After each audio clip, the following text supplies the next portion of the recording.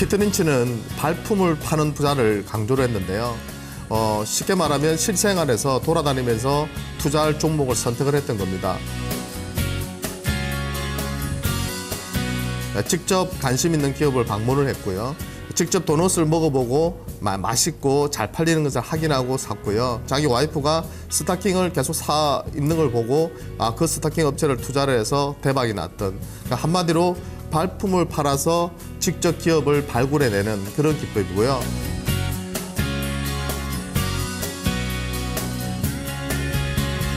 잘 나가는 기업에 투자를 해라는 겁니다. 예, 못 나가는 기업에 투자하는 것이 아니라 잘 나가는 기업에 투자를 해라, 이렇게 말을 했는데요. 또 한 가지 말씀드리고 싶은 것은 마인드가 정말 중요합니다. 예, 단기적인 시세에 너무 연연하다 보면요, 정말 50% 100% 주는 기업들을 놓치는 경우가 상당히 많거든요. 예, 그래서 기업에 대한 확신을 가지고 신고가 종목은 투자를 하셔야 되고요.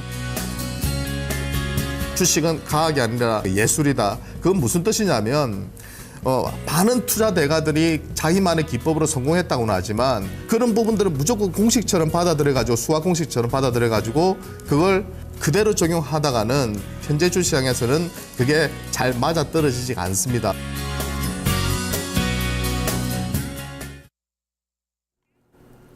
레전드에게 듣는다. 유성치 운용력입니다. 운용력님, 안녕하세요. 네, 안녕하세요. 네, 반갑습니다. 네. 자, 레전드의 시각에서 또 우리 증시 어떤 쪽이 유망한가 또 말씀해 주세요. 어떤 내용 알아볼까요?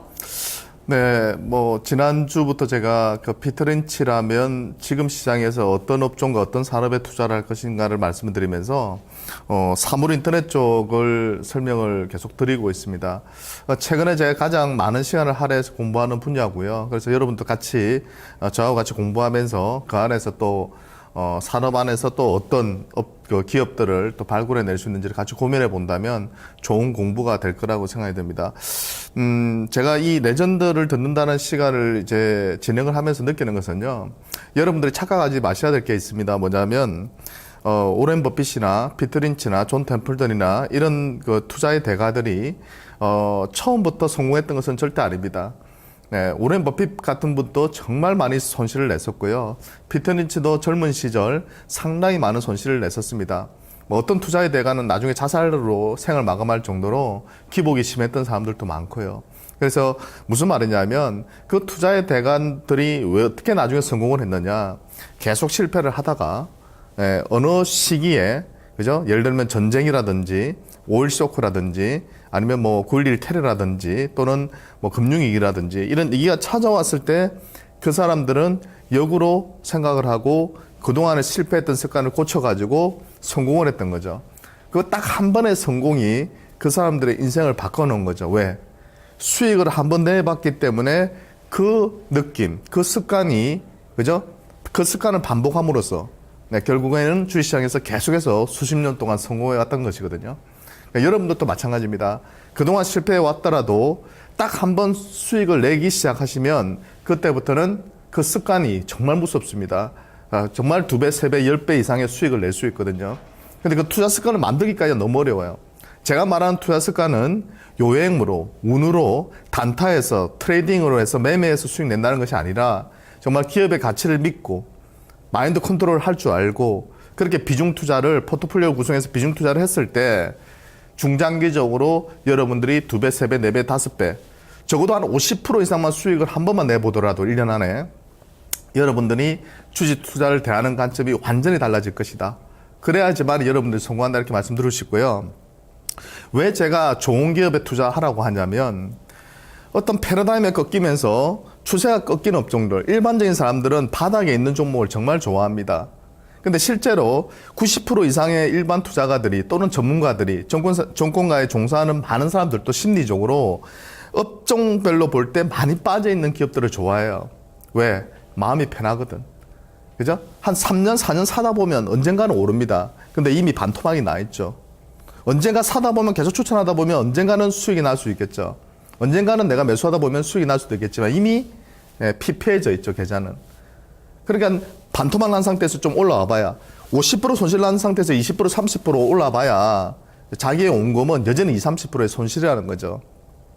33%의 손실을 만회하려면 50% 이상 올라야지 본전이 됩니다. 그렇기 때문에 손실을 내지 않는 게 정말 중요한 거죠. 예. 그러니까 패러다임이 지난 업종에서 여러분들이 너무나도 많은 비중과 돈을 투자하지 마라. 심리적으로는 마음이 편할지 모르겠지만 계좌는 전혀 도움이 안 된다. 오히려 추세적으로 매출과 영업이익이 성장하는 기업이 쉬어갈 때 그 쉬어가는 눌림목 구간을 사라. 겁먹지 말고. 네, 기업에 대한 가치를 분석할 수 있는 능력이 없으면 못 사요. 하지만 자기 나름대로 트렌드를 보고 그 산업의 성장성을 확인했다면 그런 기업을 사야지만이 여러분들 계좌가 플러스로 돌아설 것이다. 이렇게 말씀을 드리겠습니다. 지난 시간에 이어서 그러면 본론으로 들어갈게요. 오늘 그 내용 중에서 가장 중요한 핵심 내용이 바로 이거예요. 사물 인터넷의 4가지 기술적인 구성 요소. 네, 센싱, 네트워크 인프라, 서비스 인터페이스, 네, 보안. 요 4가지가 사물 인터넷을 구성하는 어떤 기술적인 구성 요소인데요. 아무래도 처음 단계에는 보통 센싱 업체나 네트워크를 이제 깔아야 되니까, 인프라를 깔아야 되니까 네트워크 인프라 통신 장비 쪽이나 이런 기업들이 상당한 수혜를 봅니다. 그죠? 그렇게 지나가다가 나중에 이제 서비스 인터페이스 쪽이나 저런 이제 뭐 빅데이터, 클라우드 이런 시장이 폭발적으로 더 성장을 할 것이고요. 근데 이런 과정에서 모든 사물의 인터넷이 적용되면 그 보안, 해킹이나 정보 유출을 방지할 수 있는 그 기술, 그 보안 기술이 또 중요해집니다. 네. 이 안에서 결국에는 네, 기회가 오는 거죠. 센싱 같은 경우는 주변 상황 정보의 획득과 실시간 전달이라고 이제 지금 나와 있는데요. 뭐 이 센싱이라는 것은 정말 무궁무진한 거죠. 딱 정해져 있는 게 아니에요, 표준이. 네. 내 음성을 인식할 수 있는 센서일 수도 있고요. 저의 얼굴 모양을 인식하는 센서일 수도 있고요. 그죠? 저의 움직임을 인지하는 센서일 수도 있고요. 저의 심박 박동수를 체크하는 센서일 수도 있고요. 그죠? 피의 뭐 혈류량의 속도를 체크하는 그런 것도 있을 수 있고요. 뭐 무궁무진합니다. 냉장고 안에 야채가 신선한지를 체크하는 그런 센서도 있고요. 이 말 뜻은 뭡니까? 예, 표준화된 그런 제품이 나오기가 쉽지가 않고요. 그렇기 때문에 반도체 쪽 수요가 앞으로 폭발을 할 것인데 그 중에서도 역시 시스템 반도체 쪽이 시장이 폭발할 가능성이 상당히 높습니다. 물론 일부 용량이 큰 부분 센싱 쪽에서는 서버 디램이라든지 이런 쪽의 수요도 같이 급증할 겁니다. 예, 하지만 비교를 해본다면 시스템 반도체 쪽이 좀 더 제 판단에서는 큰 시장이 열릴 가능성이 높다고 보고 있어요. 네, 그렇게 좀 이해를 하시면 될 것 같고요. 반도체 수요도 늘어날 것이고, 그리고 센싱을 전문으로 하는 회사들도 최근에 주시장에서 주가 움직임이 상당히 좋게 진행이 되고 있죠. 네, 그런 쪽도 좋아지고 있고, 그리고 예전에는 시스템 반도체 쪽에서 우리나라가 되게 미흡했어요. 아시다시피. 네, 그래서 뭐 삼성전자 같은 경우도 타사에, 그죠? 퀄컴이라는 회사의 타사의 제품을, 통신칩을 쓸 정도로 좀 떨어졌죠. 네, 근데 최근 들어서 어떻게 되고 있죠? 애플도 그렇고 삼성도 그렇고 어떻게 되고 있습니까? 삼성이 자체적으로 개발한 통신칩을 최근에 찾고 있습니다. 그만큼 기술력이 빠르게 따라가고 있다는 거죠. 예. 결국은 사물 인터넷이라는 것은 이 통신 인프라예요. 예, 그 통신 인프라를 예를 들어서 뭐 2G, 3G, 우리가 4G, 뭐 LTE 이렇게 얘기하는데 이걸 다 아우를 수 있는 통신칩을 만드는 회사들. 네, 그런 회사들이 뭐 엄청난 수혜를 받을 수밖에 없겠죠. 근데 그 기독권을 그동안 타사에서 가지고 있었다면 그것을 이제 국내 기업들이 조금씩 가져가고 있다는 거죠. 그랬을 때 파생되어 나올 수 있는 기업들, 수혜를 받을 수 있는 기업들, 그런 것들을 한번 고민해 보신다면, 그죠? 이 시장이 예를 들어서 예전에는 컴퓨터에서만 인터넷을 연결했는데, 예, 이제 모바일, 그 스마트폰으로 이제 인터넷을 연결하게 됐고요. 예, 이제는 스마트 패드, 그죠? 제가 들고 있죠. 이제는 일상생활이 돼버렸잖아요. 여기서 또 어디로 확장됐습니까? 1년 만에 바로 스마트 TV로 확장이 됐어요. 예, 요새는 TV 딱 터시면 다 인터넷 되잖아요. 그죠? 이제 냉장고, 요새는 또 보일러 광고하는 거 보셨죠? 밖에서 다 제어하고, 조명도 이제 밖에서 다 제어하고, 가스도 밖에 다 제어하고, 이런 세상이 오고 있죠. 그리고 또 이 통신 네트워크 시장에 폭발적인 성장을 이끌어낼 수 있는 시장이 남아있는데요. 뭡니까? 예, 자동차. 이 달리는 자동차 안에서도 이제는 인터넷이 연결되는 세상이 아마도 조만간 폭발적으로 나타날 걸로 보입니다. 이제는 완성차를 만들고 있는 전통적인 자동차 업체들이 주도하는 것이 아니라요. 누가 주도하고 있습니까? 또 구글이, 또 애플이, 그죠? 삼성전자 달려들고 있고, 시스코도 달려들고 있고, 그죠? 페이스북도 달려들고 있고, 굴지의 공룡 같은 기업들이 전부 다 그쪽 시장으로 달려들고 있는 것입니다. 그렇게 좀 이해를 하시면 될 것 같고요. 자, 그 다음 또 말씀을 좀 드릴 부분은 어느 쪽이냐면요.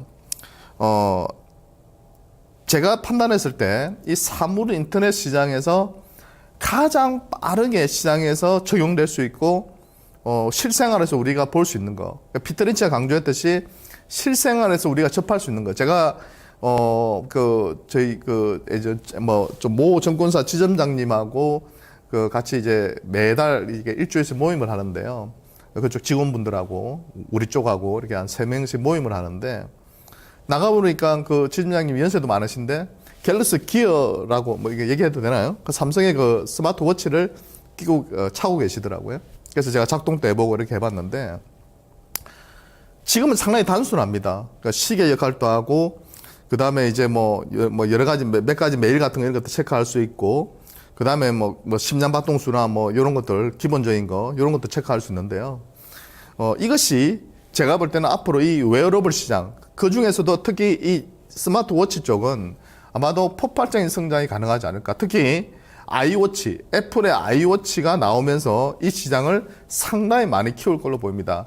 그랬을 때 이런 웨어러블 기기들이 이제는 장착이 되고 우리가 뭐 매달고 뭐 손목에 차고 입고 하는데, 제 판단에서는 솔직히 옷에다가 그걸 채택을 한다는 것은 별로 저는 답이 없는 것 같고요. 안경 있죠, 안경. 글래스 쪽. 구글 글래스 같은 경우도 제가 볼 때는 아직은 좀 한계가 있는 것 같아요. 근데 실생활에서 정말 편안하게 거부감 없이 쓸 수 있는 쪽은 역시 시계 같습니다. 네. 근데 이쪽에 적용할 수 있는 게 뭐냐. 판단해 봤을 때 제일 제가 볼 때 접근성이 좋고 시장 성장성이 좋고 실제로도 가장 많이 팔리는 앱이 이 건강 앱 쪽이에요. 네. 피트니스 쪽. 운동을 시켜주고요. 그 다음에 나중에는 좀 더 확장되면 원격 진료까지 가능하고. 그죠? 이제 의사하고 연결해가지고 진료도 해주고 진단까지 해주고. 그죠? 그런 세상이 지금 다가오고 있다는 거죠. 근데 조금 먼 훗날 이야기고요. 실제로 제 판단에서는 원격 진료 쪽보다는 지금 현재 시점에서 피트니스 쪽, 건강 쪽, 그죠? 뭐 심장박동수라든지 자기의 몸 상태를 체크하는 이 시장은 상당히 폭발적으로 성장할 가능성이 높다고 보고 있습니다. 네. 운용영님도 지금 애플페이 출시 상당히 기대를 하시네요. 저는 그 애플페이와 애플워치죠. 애플워치. 출시되면서 과연 스마트홈 또 사물인터넷 시대로 얼마나 우리가 더 가깝게 다가갈까, 이 이슈 상당히 중요할 거라고 생각했는데 애플워치의 성공을 단언하시네요, 지금. 우리나라 쪽보다는요, 네. 제 생각에는 그 북미 쪽하고 유럽 쪽에서는 상당히 히트를 칠 걸로 지금 예상이 됩니다. 미국 같은 경우에는 지금 98% 정도예요. 네, 애플을 사용하는 사람 비중이. 네, 우리나라하고 완전 다르죠. 네, 미국 쪽에 가셔가지고 여행 가시다 한번 보세요. 공항에서 한번 보세요. 네, 전부 다 아이폰을 쓰고 있거든요. 그런데 이번에 애플페이가 국립공원 쪽도 되고 공공기관 쪽도 이제는 결제가 가능하게 만들어 놨잖아요. 그게 바로 애플의 힘이거든요. 왜? 절대 다수의 국민이 애플 아이폰을 쓰고 있다 보니까 그걸 가지고 이제, 그죠? 네, 이걸 애플페이를 쓰자고 하면 편하니까, 간편하게 결제할 수 있으니까 다 쓰게 되는 거죠. 저는 애플페이가 들어왔기 때문에 결국 애플페이의 그 원리가 뭐냐면 NFC거든요. 그죠?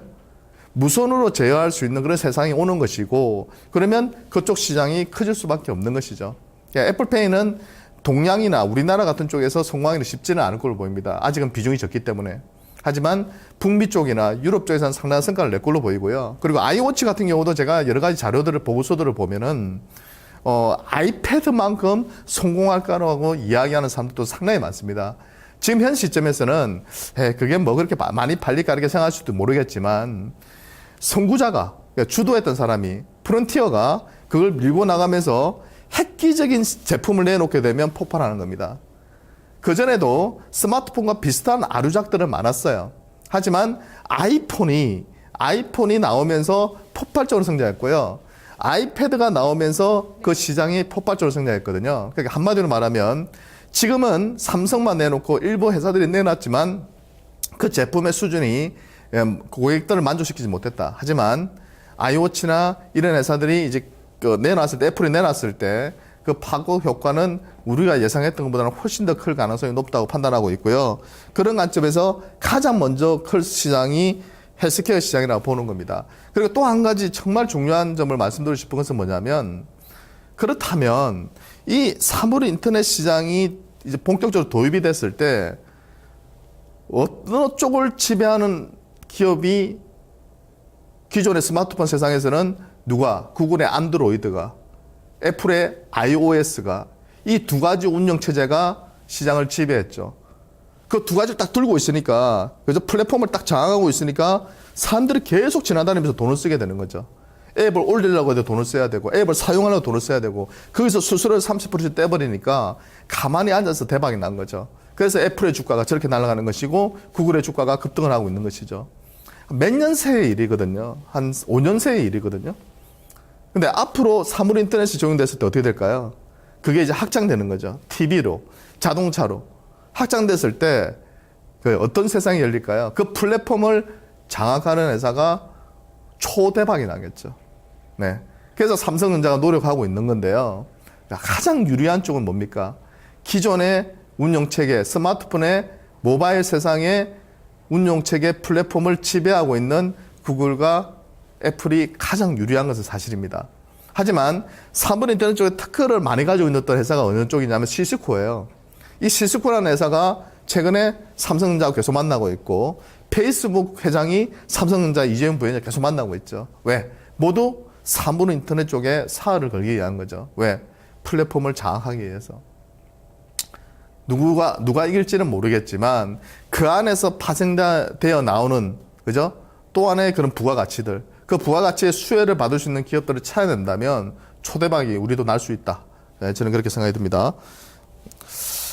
헬스케어 분야보다도 더 큰 시장이 나중에 열린다면 제 생각에는 역시 그 스마트카 분야 같습니다. 뭐 대표적으로 지금 나와 있는 도표 안에 있는 이런 기능들이 스마트카의 이제 주요 내용들인데요. 앞으로의 세상이 이렇게 되겠죠. 이제 자동차 딱 켜면 바로 이제 스마트폰에 있는 화면이, 스마트패드에 있는 화면이 그대로 이제는 나오겠죠. 애플 걸 쓸지, 구글 걸 쓸지, 그죠? 아니면 자체적으로 완성차 업체가 자기의 운영 체제를 쓸지는 모르겠지만 그게 이제 나오는 거예요. 음악도 들을 수 있고 그 안에서 인터넷도 할 수 있고 내비게이션도 바로 켤 수 있고 그게 이제 다 되는 거죠. 엄청난 시장이 열리겠죠. 달리면서 통신을 연결한다고 생각해 보세요. 엄청난 기술인데 이게 우리나라가 되게 앞서가고 있어요. 그래서 통신회사들도 여러분들이 주목하셔야 돼요. 아시겠죠? 잘 나가는 통신회사들 요새 많죠. 그 다음에 애플과 구글의 애플과 구글이 스마트카 쪽에 지금 엄청나게 공을 들이고 있어요. 구글은 안드로이드처럼요, 그냥 무료로 배포해버려가지고 스마트폰처럼 또 그 시장을 지배하려고 하고 있어요. 그러니까 모바일의 생태계의 그 주도권을 스마트카로 바로 전이시키려고 하고 있고요. 그 자동차용 OS 개발 연합체를 표방하면서 완성차 OS 업체와 직접 경쟁하려고 하는 거고, 애플 같은 경우는 자사의 그 아이폰하고 자동차 간의 연동으로 자동차 내 스마트 기기 활용성을 정대합니다. 정대가 목적이고요. 완성차 상생을 추구하는. 네. 그리고 또 좀 폐쇄적인 그런 서비스만 제공해요. 네. 개방형이 아니잖아요. 아이폰을 쓸 때만 iOS를 사용할 수가 있죠. 근데 안드로이드는 어떻습니까? 모두 다 개방을 해놨죠. 네, 그렇기 때문에 그런 전략으로 또 가는 겁니다. 그래서 저는 구글이 또 한번 지배할 것 같고요. 애플도 어느 정도 시장을 또 유지할 것 같고, 그 안에서 이제 삼성전자가 이제 종합 가전 쪽이나 이런 쪽이 상당히 강하잖아요. 그러니까 그런 쪽에서 또 시스코나 이런 회사들과 협력해서 어느 정도의 또 바운더리를 가져오지 않을까 하는 그런 생각을 가지고 있습니다. 그리고 또 하나의 큰 시장이 뭐냐면 스마트 홈이에요. 스마트 홈. 스마트 TV, 뭐 이거 보시면 아시겠지만 잠깐만요. 여기 있네요. 스마트 TV, 스마트 냉장고, 에어컨, 가전기기 쪽에서는 그 다음에 조명, 전기, 수도, 난방 이런 거 다 제어할 수 있는 거죠. 에너지 또 관리도 할 수 있고요. 그 다음에 홈 시큐리티 해가지고 도어락, 차문개폐, CCTV, 움직임 감지하고 이런 것들. 이런 시장 또 엄청 크거든요. 한번 생각해 보세요. 여기 다 센서가 들어간단 말이에요. 그죠? 센서가 들어가고 그 안에 들어가는 통신 칩이 다 들어간단 말이에요. 그러면 이 안에서 또 시스템 반도체 쪽이나 서브 디램 쪽이나 수요가 또 터지고요. CCTV를 비롯한 또 카메라 쪽 시장 또 터지고요. 뭐 이렇게 계속해서 그 안에서 수혜를 받는 기업들이 나타나는 겁니다. 예. 그래서 제가 오늘은 몇 가지 기업들을 소개를 안 시켜드렸는데 시간 관계상 정말 많이 나와 있어요. 예, 특히 해외 쪽에서는. 우리나라 쪽은 최근에 이제 조금씩 스마트 홈 분야, 스마트 카 분야, 뭐 여러 가지 그 관련해서 기업들이 나오고 있는데요. 다음에 기회가 되면 좀 자세히 또 말씀을 좀 드릴게요. 희한한 그런 제품들이 정말 많이 나오더라고요. 예를 들면 지난주에 제가 설명드렸던 구글이 넥스트라는 회사를 인수를 했잖아요. 그 회사 3년밖에 안 된 회사인데 3조 원 주고 인수했거든요. 예, 그러니까 엄청나게 지금 그 공룡기업들은 투자를 하고 있다. 이렇게 말씀을 드릴 수 있겠습니다. 그 온도 제어하고 이런 회사인데요. 그러니까 우리가 보일러 막 제어하잖아요, 요새. 막 광고하잖아요. 그런 원리인데요. 그 이제 온도, 습도 이런 거 조절하는 회사인데 그런 회사를 33조 원을 주고 인수를 했으니까 다른 회사들은 깜짝 놀라는 거지. 저게 뭐지? 왜 저걸 3조 원을 주고 인수를 해? 하는데 그만큼 그 시장을 크게 보고 있다고 볼 수 있는 겁니다.